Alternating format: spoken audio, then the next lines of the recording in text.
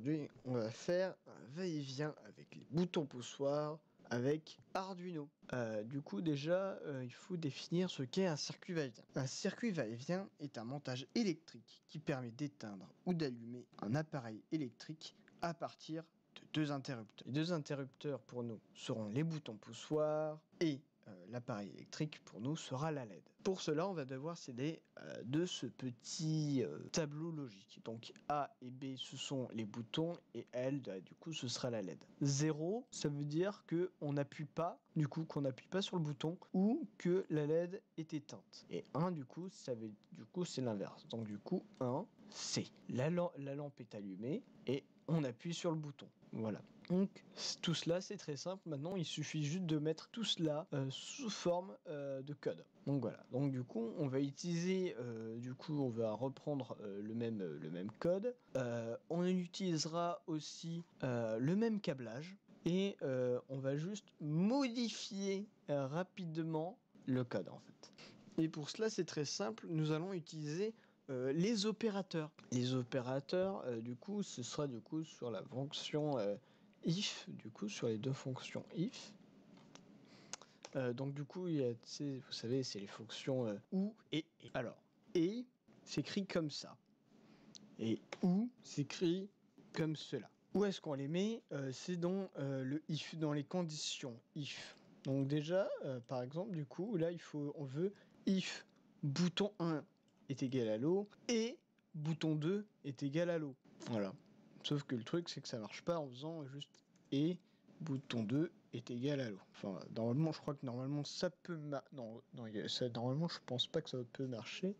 Mais du coup, le truc mieux à faire, c'est de mettre tout cela entre parenthèses, comme ceci. Donc, if bouton 1, si on appuie sur le bouton 1 et qu'on appuie sur le bouton 2, ça s'allume. Voilà. Et on fait else. Donc du coup, ça veut dire si on appuie sur le bouton 1 et qu'on appuie sur le bouton 2, on allume. Et si on n'appuie pas sur les deux boutons, bah normalement ça s'allume aussi. Comme on peut le voir juste là. Si on n'appuie pas, ça s'allume. Si on appuie, ça s'allume. Donc du coup, bah, c'est la même chose. Voilà. La même chose pour la même chose là-dessus. Else, tac, alt, tac, c'est boum, CTRL V, comme ça c'est fait, comme ça c'est plus à faire. Et du coup, bah là on fait la même chose. Donc du coup, ce que je vais faire, c'est vite faire copier ça. Comme ça c'est plus simple. C'est CTRL V. Donc du coup, là, qu'est-ce qu'on veut? C'est du coup, ce qu'on veut faire, c'est ce sont ces deux lignes-là. Donc si on appuie et on n'appuie pas, c'est éteint. Et du coup, là c'est si on appuie, par exemple, si là on appuie et que là on n'appuie pas, hop là, voilà.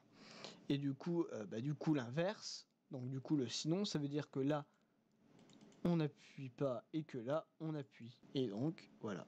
Et donc ça marche. Alors comment on peut le faire sinon aussi?